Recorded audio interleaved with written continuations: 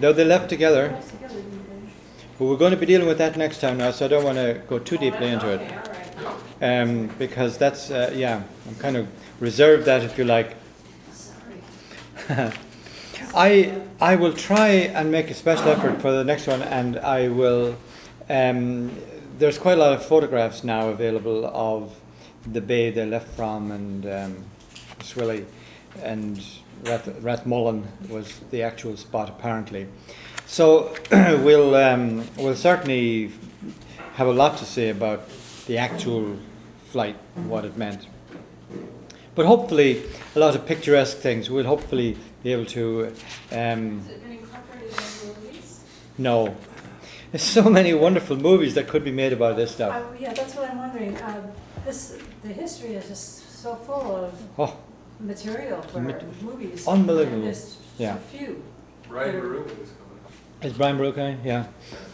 Well, Brian Baruch, High King of Ireland in Yeah. 1014. But a couple of little bits and pieces about the O'Donnells, which are kind of interesting. There's a legend or a tradition that they had a red birthmark that kept recurring. I don't know if any of you had heard of that. No. And in fact, red hue, the name red hue has to do with the birthmark rather than red hair or anything else.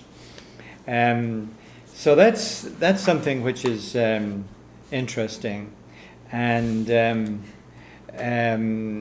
it's a very persistent tradition in Ireland that a red birthmark meant you were an O'Donnell. Okay. That you could trace your ancestor back to red somebody. And one of the Hugh O'Donnell, who died in 1704, was known as Bal Jarrig.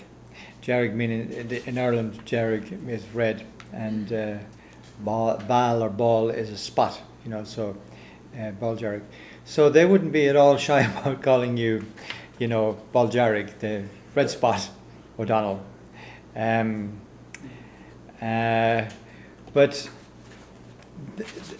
a few of the little colourful things that I'd like to just remind you of, I know you know about them already. The O'Donnells carried on the tradition of installing the O'Donnell on a certain rock and a certain stone in a certain place, and a very ancient ceremony. And again, these are the sort of places which are, I think, priceless to go visit when you're visiting Ireland. Is places like the Rock of Doon, D-O-N, Doon, the Rock of Doon, a little north of Letterkenny, where the O'Donnells were installed as the chieftain in very ancient ceremonies, which all kinds of things went on. Which, yes. Cried out when No, well, that was the O'Neill. That was the O'Neill stone. Yeah, Leah Fall, and it was something that it probably. It's hard to know. It was very prevalent throughout most of the big traditional families and houses, and certainly was associated with Tara. And as you know, that stone out at Tara eventually found itself in Scotland, and was in a place called Scone, and became the Rock of Scone, and was taken down by the English king to Westminster, and for many, many centuries the English monarchs were crowned on the Leah Fall, the stone out of Tara in Ireland. So that's a great compliment to the ancientness of the Irish. There's a character that again you might read about sometime as Céar O'Doherty. O'Doherty is another big name in Tirconnell. While the O'Donnells were the chieftains of it, there were many other names that are associated with it. Gallagher, and McLaughlins. The Lochlans. I think it means the area between the two lakes. Loch is a lake. If Robert McLaughlin was here, he would probably know the exact derivation. But my understanding is that it's Lochlan. It's the if we had the map, that area between Lough Swilly and the Foyle. Again, an example of where the name of a person, a name of people, is associated with where they're from, like the O'Malleys, the O'Wools, and the O'Dohertys, of course, were very. So when you hear those names to this day, you immediately think of Donegal, Tirconnell, Donegal. So that's again, it's like Galway. Galway again is the city of the foreigners.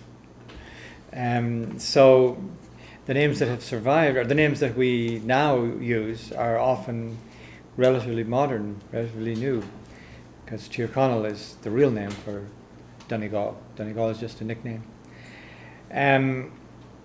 But the place where they installed themselves was, and again it's kind of interesting because the names have become Christianized, Kilmacrennan.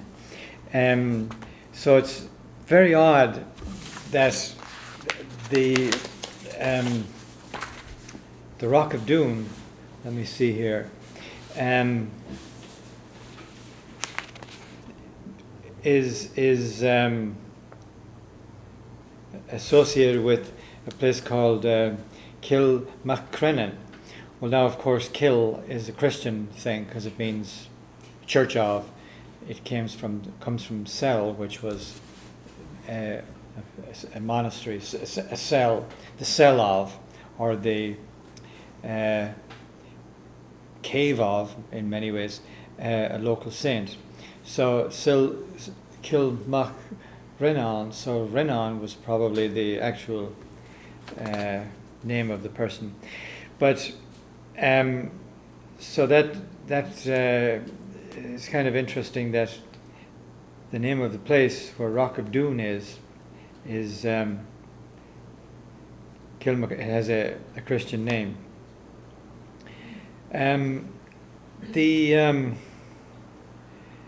The English, of course, were very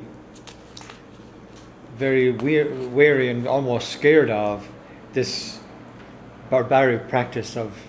That's why they were so anxious to make them earls, make them respectable. But some of the more noteworthy O'Donnells are. Let me see here, because there's a story here, if I can find it, where the current the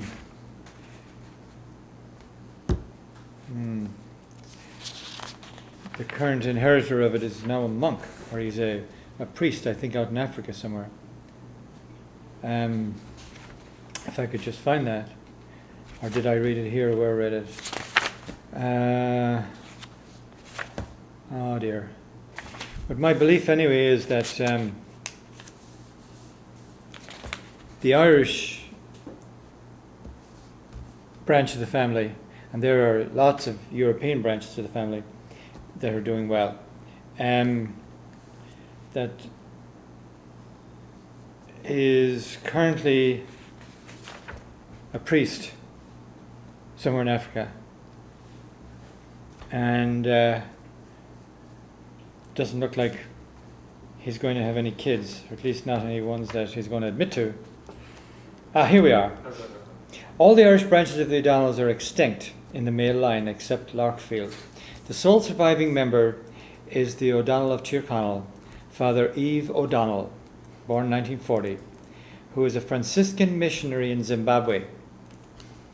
The headship of the clan will pass from him to his Spanish cousins, represented by the Dukes of Tetuan. So there you have it. Somebody get him a wife quick. Call the Pope and ask for a dispensation. Yeah, very quick. He's 67, huh?